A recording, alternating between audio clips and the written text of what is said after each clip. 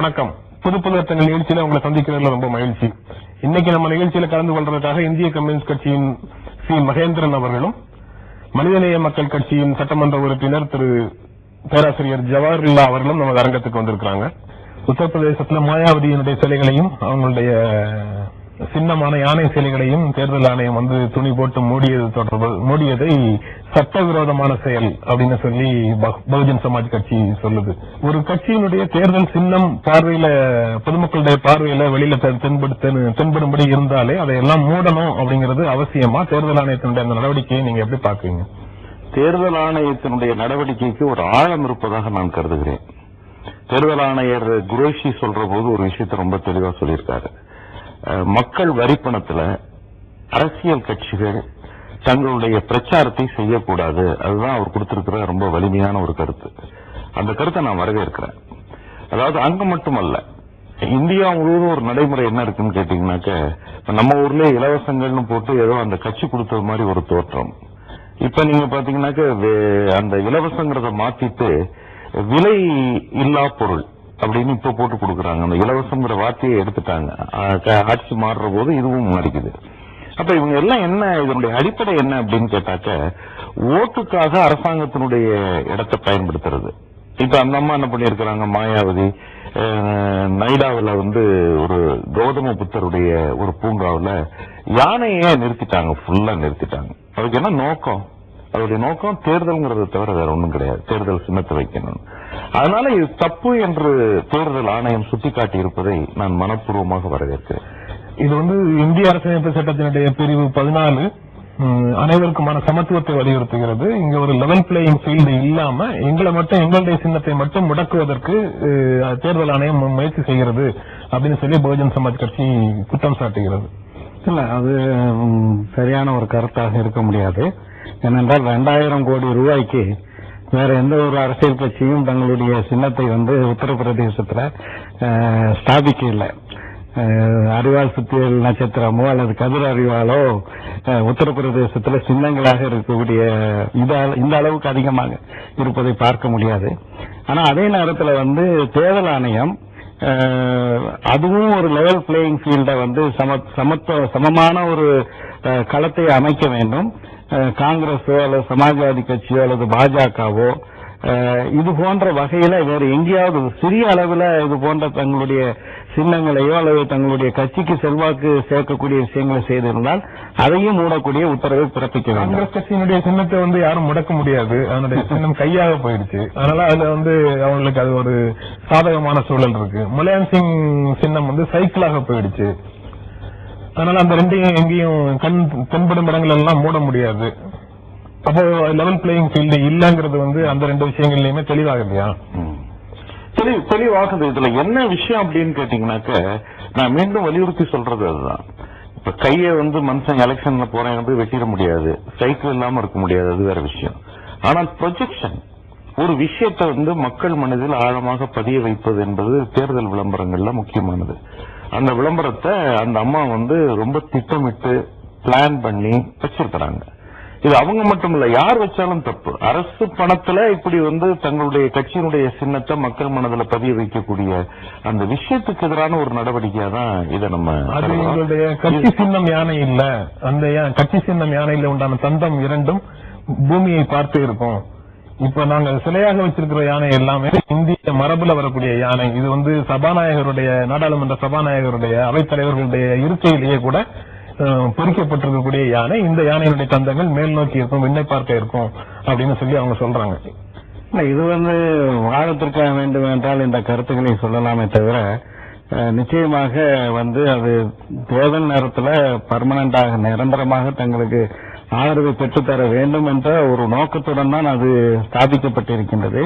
மேலும் வந்து நிச்சயமாக நம்ம தமிழ்நாட்டில் பார்த்தோம், 2011 நடைபெற்ற நாடாளுமன்ற சட்டமன்ற தேர்தல் ஆணையம் ஒரு மிக முக்கியமான முடிவுகளை எடுத்து மிக தெளிவான ஒரு பார்வையுடன் தமிழகத்தில் 2011 சட்டப்பேரவை தேர்தலில் நடத்தியதனால மக்கள் சரியான முறையில் ஜனநாயக கடமைகளை ஆற்ற முடிந்தது. அது போன்ற ஒரு நிலைப்பாடு உத்தரப்பிரதேசத்தில் அங்கு உள்ள தட்பவெப்ப நிலைமைக்கேற்ப சூழலுக்கேற்ப நிச்சயமாக தேர்தல் ஆணையம் அமல்படுத்த வேண்டும்.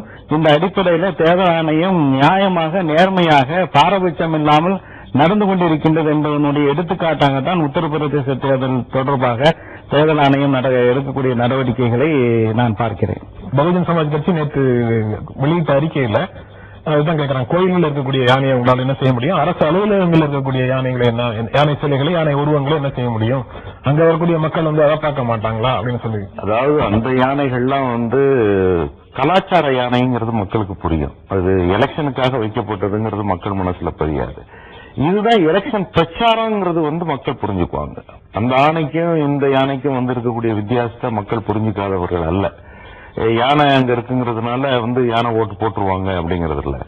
ஒரு பொது இடத்துல அரசு செலவுல அது மாயாவதியினுடைய சிலையையும் வச்சு யானை சிலையையும் பக்கத்துல வச்சு அதுல எது பெருசு எது சின்னதுங்கிற வேறுபாடு தெரியாம வச்சு இப்படி பண்றதுங்கிறது இருக்கு பாருங்க.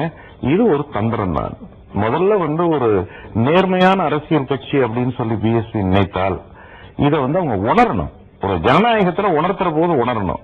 அதுக்குரிய ஆர்குமெண்ட் அது மக்களுடைய சின்னம்னா குதிரை மக்கள் சின்னம் கிடையாதா? அதை விட இன்னும் பாத்தீங்கன்னா மனிதன் ரொம்ப கூடவே வாழ்ந்துட்டு வருகிறது. மாட்டை ஏன் வைக்கல அவங்க, அல்லது ஏன் வேற எதையும் வைக்கல?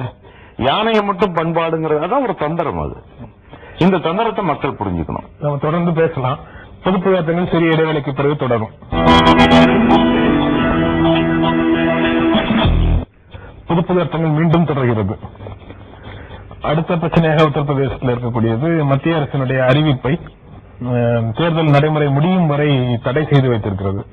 அது பிற்படுத்தப்பட்டவர்களுக்கான இடஒதுக்கீட்டில் சிறுபான்மையினருக்கு 4.5% இடஒதுக்கீடு அப்படின்னு சொல்லி மத்திய அரசு அறிவித்தது தேர்தல் அறிவிப்பு வெளிவருவதற்கு முன்னாலேயே வந்தது. இருந்தும் கூட அதன் தேர்தல் நடத்தை விதிமுறைகளை மீறுவதாக சொல்லி தேர்தல் ஆணையம் அதை நிறுத்தி வைக்க சொல்லுது. அந்த தடையை நீங்க எப்படி பாக்குறீங்க? அதாவது நம்முடைய தலைமை தேர்தல் ஆணையாளராக TN சேஷன் இருந்தபோது தேர்தல் ஆணையத்துக்கான அதிகாரங்கள் என்ன என்பதை பரவலாக இந்த நாடு உணர்ந்தது. அதேபோல அதற்கு பிறகு லிங்கோ அவர்கள் தேர்தல் ஆணையாளராக இருக்கும்போது அவரும் பல விஷயங்களை செய்தார். இப்போது குறைஷி அவர்கள் தலைமையில் இயங்கக்கூடிய தேர்தல் ஆணையம் மிக தெளிவாக அரசாங்கத்தினுடைய தகிடுத்தனங்களை குள்ளநரித்தனங்களை எல்லாம் பிரதிபலிக்கக்கூடிய அதை அம்பலப்படுத்தக்கூடிய செயல்பாடுகள்ல ஈடுபட்டு வருவதற்கான ஒரு தெளிவான எடுத்துக்காட்டாக தான் சிறுபான்மையினர்களுக்கு இதர பிற்படுத்தப்பட்டவர்களுக்கான இடஒதுக்கீடுல உள்ள 4.5% தனி இடஒதுக்கீடை அவர் நிறுத்தி வைத்தது. என்ன காரணம் என்பதை தெளிவாக சொல்ல விரும்புகிறேன். 2004 நாடாளுமன்ற தேர்தல் நடைபெறுகிறது. அந்த தேர்தலில் காங்கிரஸ் கட்சி தன்னுடைய தேர்தல் அறிக்கையில நாங்கள் மத்தியில் ஆட்சிக்கு வந்தால் கேரளாவில முஸ்லீம்களுக்கு தனி இடஒதுக்கீடு கொடுத்தது போல அகில இந்திய அளவிலே தருவோம், இதை நாங்கள் கர்நாடகத்திலும் செய்திருக்கின்றோம் என்று வாக்குறுதி கொடுத்தார்கள். 2004 மன்மோகன் சிங் அவர்கள் தலைமையில ஐக்கிய முற்போக்கு கூட்டணியினுடைய முதல் ஆட்சி பதவியேற்ற போது அதனுடைய காமன் மினிமம் புரோகிராம்ல குறைந்தபட்ச செயல் திட்டத்தில் 6 மாதத்திற்குள் ஒரு ஆணையத்தை அமைத்து முஸ்லிம்களுக்கான இடஒதுக்கீடு அறிவிப்போம் என்று சொன்னாங்க. 6 மாதத்துக்கு பிறகு நீதிபதி ரங்கநாத் மிஸ்ரா அவர்களுடைய தலைமையில national commission for religious and linguistic minorities அமைக்கப்பட்டது. அந்த ஆணையம் 2007 மே மாதம் 21ஆம் தேதி அறிக்கை கொடுத்துட்டாங்க. அதை நாடாளுமன்றத்தில் வைத்தது 2009. இப்போது யூபி தேர்தல் வரக்கூடிய நேரத்தில் ஒரு சிறுபான்மை மக்களை முதுகிலே குத்தக்கூடிய வகையில இந்த 4.5% இடஒதுக்கீடு அறிவிச்சாங்க. அதை ரத்து செய்ததை வரவேற்கிறோம். மனிதநேய மக்கள் கட்சியினுடைய சட்டமன்ற உறுப்பினர் பேராசிரியர் இப்படி சொல்றாரு. ஆனா மத ரீதியான உணர்வுகளை பயன்படுத்தி வாக்குகளை சேகரிக்க கூடாதுங்கிற தேர்தல் விதி இருக்கும்போது இந்த சிறுபான்மை மக்களுக்கான இடஒதுக்கீடே கூட மத ரீதியான மக்களுடைய வாக்குகளுக்காக செய்யப்படக்கூடியதுதான் அப்படின்னு சொல்லி பாரதிய ஜனதா கட்சி கண்டனம் தெரிவிக்குது. இது ஒரு சரியில்லை. அதாவது இந்தியாவினுடைய பேசிக் பாலிசின்னு இருக்கு பாருங்க, நலத்திட்டங்கள் மற்றது இது வேற விஷயம். இது இந்தியாவினுடைய கான்ஸ்டிடியூஷன்ல நமக்கு தந்திருக்கக்கூடிய அடிப்படையான விஷயங்கள். இது இந்த அடிப்படையான விஷயங்களை இதோட நம்ம மிங்கிள் பண்ண வேண்டிய அவசியம் இல்லை. ரெண்டாவது, இந்த விஷயத்தை புரிஞ்சுக்கிறதுல கூட நிறைய சங்கடங்கள் இருக்கு. அதாவது ஜாதி ரீதியான ஒடுக்குமுறை என்பதை போல மத ரீதியான ஒடுக்குமுறை இருக்கு. மத ரீதியான ஒடுக்குமுறையால் ஒரு சம வளர்ச்சியை மக்கள் பெற முடியலங்கிறது தான் அதனுடைய அடிப்படை விஞ்ஞானபூர்வமான கண்ணோட்டம். இஸ்லாமியர்கள் அல்லது கிறிஸ்துவர்கள் அல்லது மற்றவர்கள் அப்படின்னு சொல்ற போது அவர்களுடைய அந்த குழுக்கள், சச்சார் கமிட்டி ரொம்ப ஆதாரத்தோட அதை வச்சிருக்குது. அந்த சதவீத அடிப்படையில் அதை கொடுக்கணும். ஆனா இப்ப காங்கிரஸ் கவர்மெண்ட் என்ன பண்ணுதுன்னா, காங்கிரஸ் கவர்மெண்ட்டை பொறுத்த வரைக்கும் அவங்களுக்கு மெஜாரிட்டி ஓட்டை வாங்கணுங்கிறதுக்கான ஒரு தந்திரமாக இப்ப நடக்கிற விஷயமே என்னன்னு கேட்டீங்கன்னாக்கா, பிற்படுத்தப்பட்ட மக்கள் அல்லது ஒடுக்கப்பட்ட மக்களுக்கான சமூக நீதியை வழங்குறது இல்ல, அந்தந்த கட்சிகளும் தங்களுக்கான நீதியை எப்படி வாங்கிக்கலாங்கிறதுக்கு அவங்க எடுக்கிற முடிவா தான் அது இருக்குது. அதனால இதை எந்த விதத்திலும் ஏற்றுக்கொள்ள முடியாது அப்படிங்கறது அரசமைப்பு சட்டத்தின்படி சமூக ரீதியாகவும் பிற்படுத்தப்பட்டவர்களுக்கு தான் இடஒதுக்கீடு, அங்க மத ரீதியான இடஒதுக்கீட்டுக்கு ஆதரவாக எந்த வார்த்தைகளும் இல்ல. அப்படி இருக்கும்போது மத ரீதியாக கொடுக்கக்கூடிய இடஒதுக்கீடே தவறானது, சட்டவிரோதமானது அப்படிங்கிற கண்டனங்கள் இருக்கு. இல்ல, இது தவறான புரிதல். நீங்கள் அரசியல் சாசன சட்டத்தினுடைய 16வது பிரிவு அல்லது 15வது பிரிவு எடுத்து பாத்தீங்கன்னா, கிளாஸஸ் அப்படிங்கிற ஒரு வார்த்தை பயன்படுத்தப்பட்டிருக்கின்றது. அரசியல் நிர்ணய சபையில விவாதத்துக்கு இந்த பிரிவுகள் வரும்போது அங்க மைனாரிட்டிஸ் அப்படிங்கிற ஒரு வார்த்தை இருந்துச்சு. அதுக்கு பதிலாக கிளாஸஸ் என்கின்ற பதம் மாற்றப்படுகிறது. அப்ப கிளாஸஸ் அப்படிங்கிற வகுப்பாறுகள் அப்படின்னு சொல்லும் போது அதுல மத ரீதியானவர்கள் சேர்வார்களா சேரலையான்னு சொல்லும் போது பட்டேல் அவர்களே மிக தெளிவாக மதவழியினர் சேர்வார்கள் தெளிவாக குறிப்பிட்டிருக்காரு. இது அரசியல் சாசன சட்டத்துக்கு விரோதமானது அல்ல. நம்ம தொடர்ந்து பேசலாம். பொதுப்பொது அர்த்தங்கள் சிறிய இடைவேளைக்கு பிறகு தொடரும். பொதுப்பொது அர்த்தங்கள் மீண்டும் தொடர்கிறது. பேராசிரியர் ஜவஹர்லால் சொல்லும் போது தேர்தல் ஆணையத்தினுடைய அந்த தடையை வரவேற்கிறேன் அப்படின்னு சொல்லி சொல்றாரு. நீங்க குறிப்பிட்ட அந்த தடைக்கு நீங்க உங்களுடைய பதில் என்ன? தடைக்கு என்னுடைய பதில் ஒரு பேசிக்கா இந்தியாவில் இருக்கக்கூடிய விஷயங்கள்ல மத ஒடுக்குமுறைங்கிறது ஒண்ணு இருக்குங்கிறது என்னுடைய ஆழமான அபிப்பிராயம். அது இஸ்லாமியர்கள் பவர்ல இருந்த போதும் மற்றவர்களின் மீதான அடக்குமுறை, இப்ப ஒரு சமீப காலத்தில் ஏற்பட்டிருக்கிற பெரும்பான்மை சிறுபான்மையினர் என்ற முறையில் ஏற்பட்ட அடக்குமுறையாலையும் பல்வேறு கலாச்சார வளர்ச்சியை தடுத்து வச்சதுனாலையும் அவங்களுடைய வளர்ச்சி ஈக்குவலா இல்லை. அதனால இதை இந்த முறை அரசு அறிவிச்சிருக்கிறதுங்கிறது ரொம்ப தந்திரமா அறிவிச்சிருக்கு. அந்த தந்திரத்துல மிக முக்கியமானது என்னன்னாக்க, பெரும்பான்மையாக இருக்கக்கூடிய இந்துக்களுடைய ஓட்டை, அங்க இருக்கக்கூடிய இந்துக்கள் ஓட்டை எப்படி பெறறதுங்கிறதுக்கான ஒரு ரேஸ் ரொம்ப வேகமா உத்தரப்பிரதேசத்துல ஓடிட்டு இருக்கு. அதுக்காக தான் இதை கொண்டு வந்திருக்காங்க. ஒரு பக்கம் பாத்தீங்கன்னாக்க அதோடைய முகம் ஒரு குதிரை மாதிரி தெரியுது, இன்னொரு பக்கம் பாத்தீங்கன்னா கழுத மாதிரி இருக்கு. இது ரெண்டும் பிரதிபலிக்கக்கூடிய விதத்துல அதை உருவாக்கி வச்சிருக்கிறாங்க. அது எந்த விதத்திலும் ஏற்புடையதல்ல. பெரும்பாலான பெரிய அரசியல் கட்சிகள் தேர்தல் ஆணையம் எது சொன்னாலும் அதற்கு எதிராகவே தான் கருத்து தெரிவித்து இருக்கிறாங்க. நீங்க 2 பேரும் தேர்தல் ஆணையத்துக்கு ஆதரவாக நிற்கிறதை சிறிய கட்சிகள் தேர்தல் ஆணையத்துக்கு ஆதரவாக நிற்கிறதாக புரிந்து கொள்ள முடியுமா? என்னுடைய அனுபவத்தில் சொல்கின்றேன். 2011 சட்டப்பேரவை தேர்தலில் அனைத்து இந்திய அண்ணா திராவிட முன்னேற்ற கழகம் தலைமையிலான கூட்டணியில மனிதநேய மக்கள் கட்சி இடம்பெற்றது, சிபிஐஎம் இடம்பெற்றது. ஒருவேளை இந்த தேர்தல் ஆணையத்தினுடைய இது போன்ற ஒரு நடவடிக்கை இல்லாமல் தேர்தல் நடந்திருக்குமே ஆனால் வாக்காளர்களுக்கு ஒரு பைசா கூட கொடுக்க கூடாது ஓட்டு வாங்குறதுக்கு என்ற கொள்கையுடைய எங்களை போன்ற கட்சிகள் பெரிய கட்சியோடு கூட்டு சேர்ந்திருந்தாலும் கூட இந்த தேர்தல் களத்தில் காணாமல் போயிருப்போம். எனவே இது இந்த தேர்தல் ஆணையம் எடுத்து வரக்கூடிய இந்த நடவடிக்கைகள் நிச்சயமாக வாக்காளர்களுக்கும் நன்மை பயக்கக்கூடியதாக இருக்கின்றது. ஓரளவுக்கு ஒழுக்கத்துடன் அரசியலிலே தூய்மை ஏற்பட வேண்டும் என்ற நோக்கத்துடன் அரசியல் களத்தில் இறங்கிய எங்களை போன்ற கட்சிகளுக்கும் அது நன்மை பயக்கக்கூடிய ஒன்றாக அமைந்திருக்கின்றது. பேராசிரியர் சொன்னது போல இப்போ உத்தரப்பிரதேசத்துல இன்னும் பிரச்சாரம் முழு அளவிலான சூட்டுக்கு போகிறதுக்கு முன்னாடியே கூட 28 கோடி ரூபாய் பறிமுதல் செய்ததாக செய்திகள்ல பார்க்க முடியுது. அதனால தேர்தல் ஆணையத்தின் நடவடிக்கைகள் முற்போக்கானது அப்படின்னு சொல்ல முடியுமா? தேர்தல் ஆணையத்தை பொறுத்த வரைக்கும் தேர்தல் ஆணையம், நீதிமன்றம், இது ரெண்டும் இன்னைக்கு இந்தியாவில் இல்லைன்னாக்க ஜனநாயகத்தினுடைய உயிரை நம்முடைய அரசியல்வாதிகள் ஒரு நிமிஷத்துல நிறுத்திடுவாங்க. இந்த வயசான ஆட்களை கழுத்து நெரிச்சு கொள்றது மாதிரி இந்திய ஜனநாயகத்தை கொண்டுருவாங்க. குறைபாடுகள் இருக்கு. தேர்தல் ஆணையத்திலேயும் சில குறைபாடுகள் இருக்கலாம், ஆனால் அதே சமயத்துல நீதித்துறையிலும் சில குறைபாடுகள் இருக்கலாம். ஆனாலும் கூட ஒரு ஜனநாயகத்துக்கு ஏற்பட்டிருக்கக்கூடிய ஆழமான நெருக்கடியை அது போக்குது. அவன் பாட்டுக்கு என்ன பண்றான், சுவிட்சர்லாந்து பேங்க்ல கொண்டு போய் காலமெல்லாம் 5 வருஷத்துக்கு காசு சேர்த்து கொண்டு போய் தள்ளிட்டு அங்கிருந்து ஹவாலா மூலம் மீண்டும் அந்த பணத்தை கொண்டு வந்து எலெக்ஷன்ல வச்சு அவன் செய்ய துவங்கிடுறான். அத தேர்தல் ஆணையம் ரொம்ப புத்திசாலித்தனமா, அது பேராசிரியர் சொன்னதை போல அநேகமா இந்த திருமங்கலம் பார்முலா எவனாலையும் எதுவும் செய்ய முடியாதுன்றத இந்த தேர்தல் ஆணையம் ரொம்ப சிறப்பாகவும் மிகவும் பாராட்டக்கூடிய வகையில அது செஞ்சது. அது இல்லைன்னாக்கா திருமங்கலம் பார்முலா தான் தமிழ்நாட்டின் பார்முலாவாக மாறி அதுக்கு அந்த அரசாங்க சின்னத்துக்கு பதிலாக அந்த சின்னத்துக்கு தான் நாம் ஆளப்பட்டிருப்போம். ரெண்டாவது குரேஷியினுடைய பங்களிப்பு என்பது மிக பாராட்டத்தக்கதாக இருக்கிறது.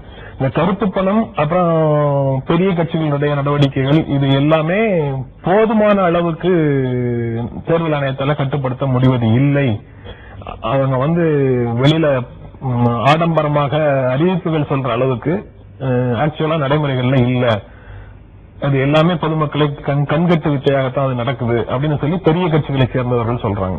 முன்னாள் முதலமைச்சர் கலைஞர் அவர்கள் கூட தேர்தல் ஆணையத்தினுடைய நடவடிக்கைகளை பற்றி இது என்ன அவசர காலமா என்று நான் சொன்னாருங்கிறதெல்லாம் நினைவுபடுத்த விரும்புறேன். அதாவது முழுமையாக 100% தேர்தல் ஆணையம் போடக்கூடிய நிபந்தனைகள் கீழ்மட்டத்தில் இருக்கக்கூடிய அனைத்து அதிகாரிகளாலும் பின்பற்றப்படுகிறதா என்றால் நிச்சயமாக இல்லை என்று சொல்வேன். ஆங்காங்கே சில கட்டுப்பாடுகள் மீறப்பட்டிருக்கின்றன என்பது யதார்த்தமான உண்மை. மிக வலிமையாக பணப்புழக்கம் தேர்தலில் இருக்கக்கூடாது அப்படிங்கிற ஒரு நிலையை தமிழக சட்டமன்ற தேர்தலில் அதை கட்டுப்படுத்துவதற்கு தேர்தல் ஆணையம் நடவடிக்கை எடுத்தாலும் கூட அதை மீறியும் பண விநியோகம் நடைபெற்றது என்பது யதார்த்தமான நிலை. ஆனா இந்த கட்டுப்பாடுகளை அறிவிக்காமல் இந்த விதிமுறைகளை பின்பற்றுவதற்கு அறிவுறுத்தாமல் தேர்தல் ஆணையம் கடந்த காலங்களில் இருந்தது போல இருந்திருந்தால் நிலைமை நிச்சயமாக மோசமாகியிருக்கும். தோழர் மகேந்திரன் அவர்கள் குறிப்பிட்டது போல ஜனநாயகத்துக்கு பதிலாக பணநாயகம் தான் இங்கு ஆட்சியில் அமர்ந்திருக்கும்.